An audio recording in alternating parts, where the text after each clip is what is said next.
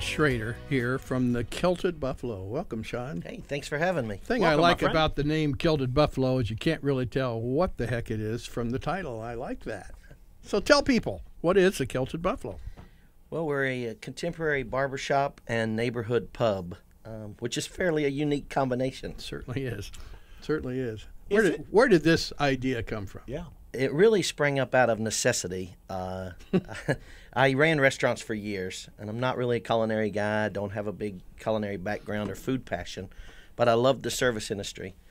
So I took a step back and did some other business ventures and really wanted to be back into the service industry, neighborhood pub world, and basically put together this crazy idea that 6.5 years later is going pretty well to put a neighborhood pub and a glassed-in barbershop. A lot of people can't vision that, so I say glassed-in barbershop.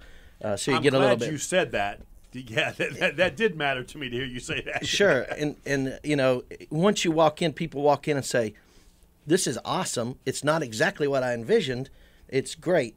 Is what we basically were trying to do is take the barbershop theme from days gone by, so to speak, and kind of recreate that, where you can come in and talk business, you can come in and talk community, you can come in and talk about the things that are important to the individuals that are wanting to visit and to learn and teach others around them about what we're doing. And then the pub aspect makes it a lot more social. In this business environment, you have to kind of have dual streams of revenue. You talk about diversifying. I guess that would be maybe one of my ways that I diversified from the beginning. True, and that makes sense. Well, Shawn, let's talk a little bit about you are the Small Business of the Year for Lake Norman Chamber. What an honor. Well, I was one of the people that had to Joe's going to take credit. I can't take credit. I might take You're credit. gonna try. I might take credit for the next one, but I can't take credit for Shawn.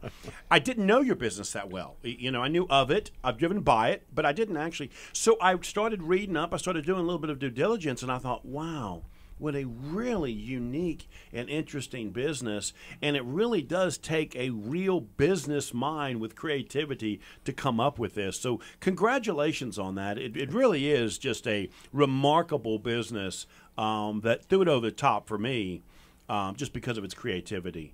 Thank you very much. Yeah, the diversification issue that we talked about is an interesting one because, people would say, okay, is it a barbershop or is it a pub? And in your case, as I understand, I mean, you're open till late hours. I mean, so you run a pub business as well. We are cool. two unique businesses that definitely feed off of each other. We market them as one business. Our staff is interchangeable to a certain degree, and it's one of those things where people ask me, and have asked me over the years, what was first? Was it a barbershop and then you decided to be a pub, or was it a pub and you decided to be a barbershop? And the honest answer is it was both from the very beginning, and that's what had to make it work.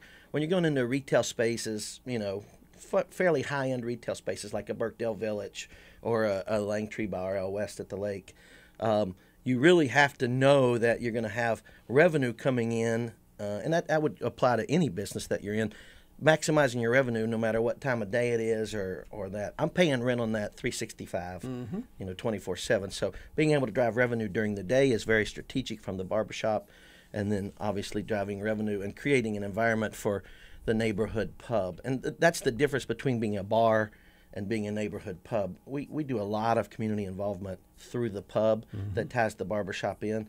And that's probably one of the things that created the opportunity for me to win Small Business of the Year through the Lake Norman Chamber. Well, I think so. I had my congratulations, and you kind of glossed over it, but you're in Birkdale Village, exit 25 off I-77, but you just opened up a new one, right? Well, we say just, and it feels like just. We're about to roll over our 2-year anniversary. What? Time flies. With Langtree? With Langtree? With Langtree. Time flies. We opened up. Holy cow. The week before football NFL season kicks off, we'll be celebrating and rolling into the first Thursday night Panther football game. I was thinking it was just we'll be celebrating 2-year anniversary up there. So just over 6 in Birkdale Village, and right at 2 now in Langtree. Shawn, can you talk a little bit? There's a lot of small business people listening. Can you talk to them about the challenges of opening up that second store and the thought process? Because it really does change a lot of things when you do that. Can you talk a little bit about that? Sure. I learned a lot. I thought I knew what I was doing going into opening the second location. And I still tell people it's 2 years, and it feels like it was last week that we opened up the second location. But you have to be prepared, and you have to have developed the right people to take care of home base. And I've been very fortunate. I have a great staff, a great team around me.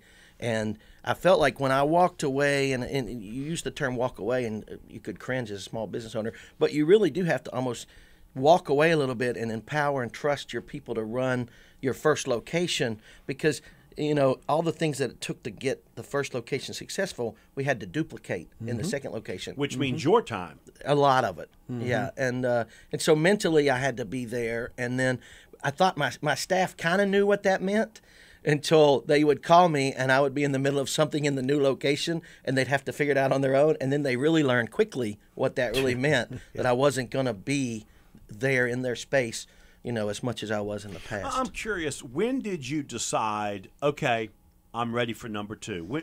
When did that happen? Was it a long planning process, or is it just something that you woke up one day and said, yeah, you know what, I think I'm ready for another one?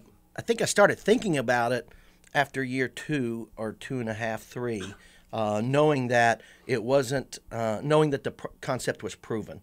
One of the things, no one's done it. You Sure. put a barbershop and a pub together, and you have to say, is this my dream or is this a real business? Right. And after the second year, it's easily to identify this is a really good, successful business model, and I need to duplicate it.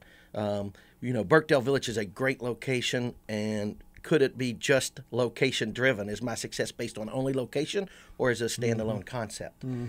So I identified that it was definitely a standalone concept, so I started looking for space. That alone, and most entrepreneurs will know, that alone is a challenge to find Sure. the right fit. The mixed use development for me, it's the similarity between Langtree and Birkdale, kind of drives our neighborhood pub theme or feel. So about 2.5 years in, it took me 5 years to actually get open. One of the things, I don't have business partners or investors, so one of the things I needed to make sure of, and a trap that entrepreneurs may fall in, is trying to do too much too quick. You talked about diversification, but the flip side of that is do too much too quick. So needed to make sure we were financially on solid ground going into the next location, so I didn't have to take on investors or partners. Now, both you and our next guest, I know, are very active in the community as well. And in fact, you mentioned it, and I don't know if people realize this, but the difference between a bar and a pub, in my mind, is significantly different. And the pub, to me, is more, doesn't mean a bar can't be, but is more community oriented. So explain a little bit the kind of events and the kind of things you do for the community. They really run across the board. We started off, I'll tell the story quickly. It was an accident, but we basically started a guest bartender for a charity or a good cause on pretty much every Tuesday night, and let's say 4 out of the 5 Tuesday nights at my original location. We would have, whether it's the Lake Norman Little League, or whether it's in October for breast cancer awareness, or whatever the good cause might be, and we reached out to the community, and pretty quickly we have a line, and we're booking 6, 8, 10 weeks in advance now. Great. Of who's going to come in. So basically, that was one of the things that kind of made us different. It was an accident because I was working a lot, and I was working behind the bar a lot. I couldn't afford to have staff early on, and it was my passion. So I was doing it. I had a friend come in and say, I'd love to help you. So I let him. And then the next week, another friend said, I'd love to help you, but if I help you, I want to donate the money that we raise and that I make for my tips tonight to Big Brothers. And boom, it was born. It was that much of a light switch that it was born, that Tuesday night fun with friends behind the bar, just to kind of help out and for they could experience it and have a good time, then became a community involvement charity event. And 6 years later, we've had a lot of fun doing it. And also gets people in the place too, let's face it. Oh, it's a win-win. Yeah, without absolutely. a doubt. We get exposure from that, from people that, you mentioned earlier you didn't really know a lot about us. we're one of the best kept secrets and best grown secrets in Mecklenburg and Irondale County. I agree. I absolutely agree. Talk a little bit more about the difference between a bar and a local pub. That's an interesting thought, and the reason why I liked it is because there's small business people out there that kind of miss this, that sometimes what you're creating isn't actually what the customer sees it to be. So in your case, it seems like you've really thought this through. Talk about that a little bit. Sure. Well, my idea of the neighborhood pub is, and it ties back to the barbershop theme as well, it's where the community can actually gather. If you're looking for a place to come in and pound a bunch of alcohol and really whoop it up, yeah, there might be some of that in our environment later in the evening, late nights, whatever. But our real core concept is a lot more about sitting around, enjoying an adult beverage, and actually interacting with the people around you. The bar design, the U-shaped design and some of the features of the bar kind of force or create that. We've got bar top games and some other pub games that we interact with our customers on, and our staff actually, we train them to take the time to talk to our customers and introduce them to some of the new games and things we have. So the pub versus the bar is, some of it is age group, some of it is, event driven. With all the things, we're not, being in two high-end retail environments, we're not necessarily price point sensitive. Our customers are more event and customer service driven. So it's a different way we've chosen to market. How about the demographics? You talk about mixed use. Is it important that the people that live there frequent this type of place a lot, or do you know where they're coming from? Does it matter? It is important. It's important to them. They take a sense of pride in what we do and in their involvement. We're doing things like chili cook-offs. And we're in a 1,700 square foot footprint at Burkdale Village, which is pretty small, and we almost doubled that at my second location, learning from your your experience.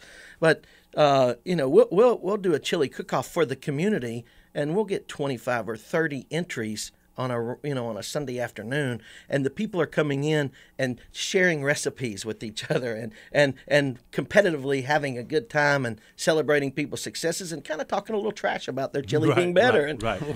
But those are the things that we're doing that maybe a bar, when you say a pub versus a bar, maybe aren't doing. Well, I think having the residential side could be a key. I mean, you've done that both now with Langtree and Burkdale, because I think of the pubs in Europe. I mean, there's a neighborhood pubs, and same people go, and they usually live in the area or the neighborhood or something like that. And I don't know. I just think it's a really interesting, great concept, because you've got two fairly diverse businesses that are operating together. I agree. It's pretty cool. People walking.